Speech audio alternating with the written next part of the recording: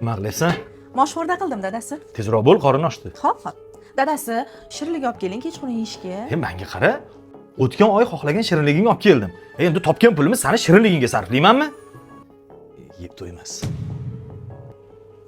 Voy dadasi, yangi kostyum oldingizmi? Ha, bugun bozorga tushdim. Buni oldim. Ha. Bu rangi ham rosa yoqdi. Buni ham oldim. Voy, rosa chiroyli ekan. Ikkita oldim. Yaxshi qilibsiz. Dadasi, shu menga ham bitta kiyim olib bering. Kiyimlarim rosa eskirib ketdi. Men bir kiyim olmay ekanda, shu bir oyda bir marta kiyim olaman, o'shanda ham sen bir o'zingkini tiqqin. Menga qara, sen o'zi bir uyda o'tiradigan xotin bo'lsang, baribir yog' bosib bir ustingdan yog'ni hidi sasiydigan xotin bo'lsang, senga yangi kiyim nima kerak?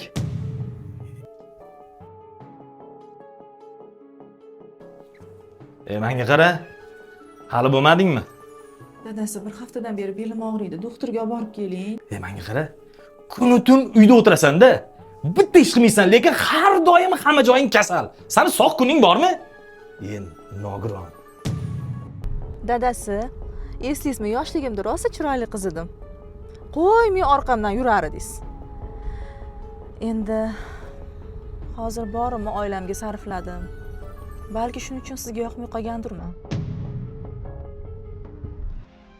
Tushing onasi. Nima qilamiz bu yerda?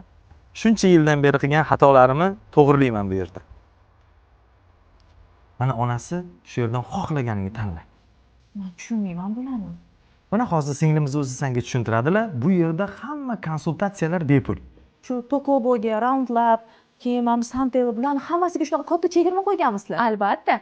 Lekin bularni ishlatishni bilmayman-da. Bundan xavotir olmang. Bizda bepul konsultatsiya va muolajalar xonasida muolaja qilib qo'yishimiz mumkin. Bu ham tekinmi? Albatta, sizga taqdim etamiz.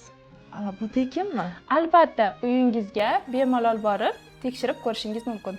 Mana onasi tanlagan hamma narsangni oldik. Hammasi mengami? Hammasi senga. Bu esa sizga bizlardan alohida sovg'a, hamma klientlarimiz uchun bonus sifatida. Onasi, Ha? de o'ylab qarasam, ayollarni xursand qilish unaqa qimmat emas ekan. Voy dadasi, tez-tez olib kelib turing.